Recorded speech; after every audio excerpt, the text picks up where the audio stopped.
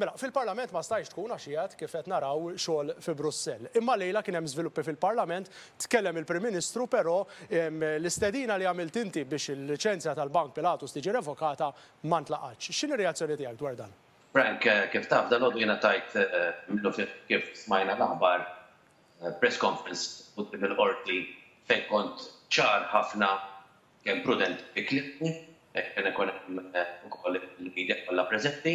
Nastennejt wara li jiena qed naċċentwa wara Maltin wara s-servizzi finanzjarji pajjiżna, wara l-poplu kien qed jistenna biex jara it-tmexxija ta' pajjiżna kif ħadd irreaġixxi sakemm sifir u għadna kif fatal nisma' l-aħbar illi assolutament il-Prim Ministru għażel illi ma jagħmel xejn. Għażel li baqa' siket jew aħjar għażel illi jibqa' jiddefendi il-Bank Pilatus. Irrispettivament minn dak li qed tgħid il-Mezzi.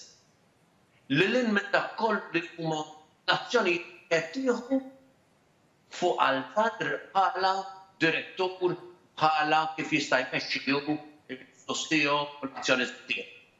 Bir-rispett kollu ta' m'għandux x'jaqsam xejn, il-Gvern ma jifhem xejn x'qegħdin naċċew. Għandna bank f'pajjiżna fejn dan id-direttur huwa is-sit ta' dan il-bank. Fejn innaqal xhur jekk mhux ngħidu u nissemgħu affarijiet li naħseb Mario għandu jispjega tant tajjeb dwaru u l-Gvern jibqa' jippersisti biex jipproteġiha. Il-Gvern li ma jridx jipproteġi r-reputazzjoni ta' Malta, imma jrid jipproteġi l-kriminali. L-interess għax il-Gvern interessat meta eżatt ħarġet il-liċenzja kien meta daħlet l-applikazzjoni. Ir-reputazzjoni ta' Malta u s-servizzi finanzjarji tat-Malta.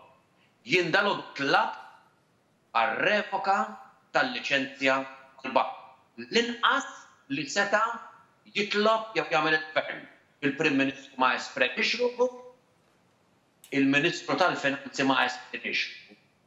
Da ma jfissirx li setgħu neħħew huma, però setgħu jesprimu ruħhom biex jipproteġu ir-reputazzjoni ta' pajjiżna. Għal darb'oħra, grazzi għal dan il-Gvern, għajnejn id-dinja raġaw fuqna u għal darb'oħra maħniex qed nagħmlu rendi kont ġust ta' għamilna. Maħniex qed nagħmlu ġustizzja mal-eluf ta' professjonisti, ta' practitioners, ta' politiċi matul is-snin illi bnew dan is-settur. U dal-Gvern qed jara jikrolla, jara attakk wara ieħor ir-reputazzjoni tagħna, parteċipi huwa stess u jibqa' jiddefendi l-indefensibbli. Jiena nistenna illi il-Gvern jieħu responsabilità, nistenna li l-Ministru tal-Finanzi jieħu responsabilità, nistenna illi l-Prim Ministru jieħu responsabilità. Għamlu xi ħaġa issa u jekk m'intomx ippreparati tagħmlu xi ħaġa issa warbu. Ma jistax nibqgħu f'dan il-pajjiż illi issa minkejja il-fatti li jibqgħu joħolqu, minkejja r-rapporti li kien hemm għażiltu li ma tinvestigawhomx, minkejja l-akkużi ċari daqs il-kristall, is-sostanzjati evidenza ċara, tibqgħu ma tagħmlu xejn u issa meta pajjiż ieħor ukoll jażel li jagħmel, meta jidher li hemm provi oħrajn fuq l-istess persuna, fuq l-istess sit, imqar l-inqas oġġett li stajtu tagħmlu, tibqgħu ma tagħmluhx. Lil min tridu tibqgħu tipproteġu. Wasal iż-żmien illi jekk il-Gvern ma jrid jieħu azzjoni, ħajkollu jieħu azzjoni ħadd ieħor. Jekk il-Gvern jibqa' jabdika mir-responsabilità tiegħu, irridu nqumu aħna biex nipproteġu s-servizzi finanzjarji ta' pajjiżna.